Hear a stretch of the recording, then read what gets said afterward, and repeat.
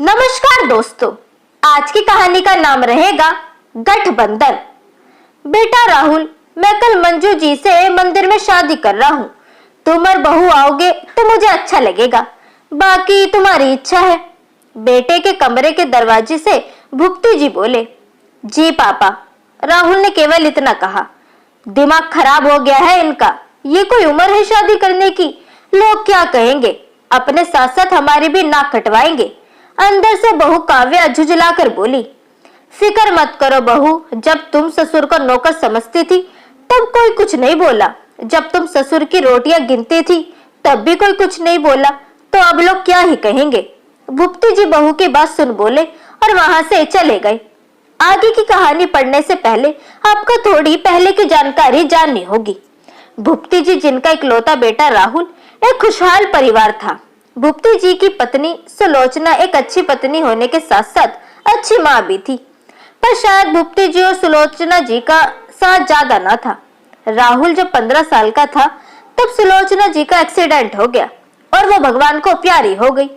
भुक्ति जी ने राहुल को माँ बाप का प्यार दिया, पढ़ाया लिखाया और पैरों पर खड़ा किया और उसकी शादी भी कर दी। कुछ समय बाद भुक्ति जी रिटायर हो गए। उन्होंने सोचा बाकी की जिंदगी दोस्तों के साथ गप्पे मारते हुए बिताऊंगा और पोते पोती को खिलाते हुए गुजार दूंगा, पर ऐसा तो बिल्कुल भी न हुआ। शायद किस्मत को कुछ और ही मंजूर था। बहू काव्या को उनके दोस्तों का घर आना रास न आता, वह ऐसे ही मुंह बनाकर चिड़ी हुई रहती। हालांकि घर भुक्ति जी का ही था, पेंशन भी आती थी अच्छी खासी, फिर भी काव्या को उनके जो ढंग थे वो पसंद नहीं थे। उन्हें बिल्कुल भी अच्छा न लगता किसी और को अपने घर में देखकर, उन्हें ये सब बोझ लगता। बाजार के सारे काम करने के बाद भी उनको रोटी देना काव्या को बहुत बुरा लगता। राहुल सब देखकर समझकर भी घर की शांति के लिए चुप रहता। इधर उनके एक मित्र की मृत्यु के बाद उनकी पत्नी का भी यही हाल था, या यूं कहे भुक्ति जी से भी ज्यादा बुरा हाल था, क्योंकि भुक्ति जी को तो फिर भी पेंशन आती थी, पर उनके पास तो कुछ भी ना था। अपनी बहू की बेरुखी और मित्र की पत्नी की दुर्दशा देखकर वो अक्सर बहुत कुछ सोचा करते। मित्र की पत्नी मंजू जी अपने पोते को लेकर अक्सर पार्क आती थी, तभी मुलाकात हो जाती थी, वरना ना मंजू जी की बहू को भुक्ति जी का घर आना पसंद था, न ही काव्या को मंजू जी का। जब पानी सिर से ऊपर चला गया तो भुक्ति जी ने मंजू जी के आगे विवाह का प्रस्ताव रख ही दिया, जिसे मानने में उन्होंने 1 महीना लगा दिया, पर आखिरकार राजी हो ही गई। वैसे भी इस उम्र में किसी अपने की साथ की जरूरत होती है, जो मंजू जी को भुक्ति जी में नजर आया। और भुक्ति जी, जो कि घर के मालिक होकर भी 2 रोटी के मोहताज हो गए थे, उनको मंजू जी में वो शख्स नजर आया जिनके कारण वो सम्मान की रोटी खा सकते थे, वरना बेटे बहू से अलग होकर अकेलेपन का उनको डर सताता था।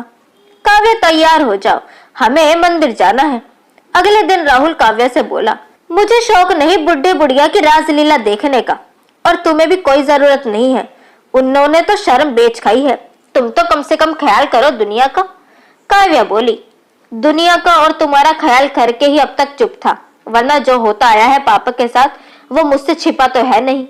वैसे तुम्हें शादी में नहीं जाना तो तुम्हारी मर्जी, पर अपना सामान जरूर पैक कर लेना। राहुल बोला, सामान क्यों, हम कहीं जा रहे हैं? काव्या हैरानी से बोली, हाँ, अब हम इस घर को छोड़कर किराए के घर में जा रहे हैं। राहुल तैयार होता हुआ लापरवाही से बोला, क्या? अपने इतना बड़ा घर होते हुए हम किराए पे क्यों रहेंगे भला? काव्या हैरानी से बोली, तुम भूल रही हो, यह घर हमारा नहीं पापा का है। राहुल बोला, हाँ, तो हम उनका बेटे बहू है तो उनके घर पे हमारा भी तो हक है ना। काव्या बोली, वाह, हक याद रहा तुम्हें, फिर फर्ज का क्या? उनकी बहू होने का एक फर्ज निभाया है तुमने। और तुमने ही क्यों, मैंने भी सब जानते बूझते हुए भी मैं चुप रहा, तुम्हारा साथ दिया, और मैंने भी वही सब किया जो तुमने किया, तो हम दोनों की ही गलतियां हैं ये।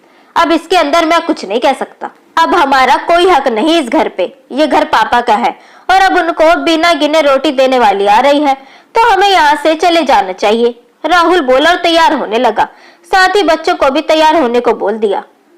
मैं भी चल रही हूँ तुम्हारे साथ। जैसे ही राहुल बच्चे को लेकर गाड़ी में बैठने को हुआ, काव्या तैयार होकर आकर बोली, राहुल ने इतना बोल दरवाजा खोल दिया और उसे गाड़ी में बिठा लिया।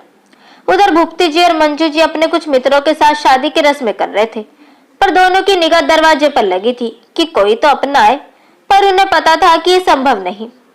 वर वधु के गठबंधन कौन करेगा? पंडित जी ने पूछा। तो मंजू जी और भूपति जी एक दूसरे का मुंह देखने लगे। हम करेंगे। तभी दो आवाज एक साथ गूंजी। अरे बच्चों तुम? भूपति जी दरवाजे पर अपने पोते पोती को देख आश्चर्य मिश्रित खुशी से बोले। हाँ दादू, हम करेंगे आपका और दादी का गठबंधन। अपने माता पिता के साथ दोनों बच्चे बोले और आगे बढ़कर गठबंधन करने लगे। पीछे पीछे राहुल और काव्या को देख भूपति जी के चेहरे पर मुस्कान आ गई। थोड़ी देर में विवाह संपन्न हुआ। काव्या और राहुल ने नव विवाहित जोड़े का आशीर्वाद दिया। सब घर आ गए। पापा अब हम चलते हैं। थोड़ी देर बाद राहुल बोला। कहाँ लेकिन? भूपति जी आश्चर्य से बोले। पापा मैंने एक किराए का घर देख लिया है, अब हम वहीं पे रहेंगे। आप यहाँ आराम से रहिए, घर के मोहल्ले में ही है, तो आपको अगर कोई जरूरत हो तो मैं हाजिर हो जाऊंगा। राहुल बोला। भूपति जी और मंजू जी ने उन्हें रोकने की बहुत कोशिश करी, पर शायद राहुल ने मौन रहकर अपनी पत्नी का जो साथ दिया, अपने पिता का अपमान करना उसको लगा, और शायद ये इसी का प्रायश्चित राहुल को नजर आया। काव्या भी सिर झुकाए राहुल के फैसले को मौन स्वीकृति दे रही थी, क्योंकि कहीं न कहीं उसे भी महसूस हो गया था कि उसने जो व्यवहार किया वह गलत था। तो दोस्तों, कैसी लगी आपको आज की ये कहानी, ये हमें कमेंट सेक्शन के थ्रू जरूर बताएं। वीडियो अगर आपको पसंद आई हो तो इसे लाइक जरूर करें, साथ ही इसे अपने दोस्तों के बीच भी शेयर करें। चैनल को सब्सक्राइब करना ना भूलें। मिलते हैं आपसे अगली वीडियो में, तब तक के लिए गुड बाय।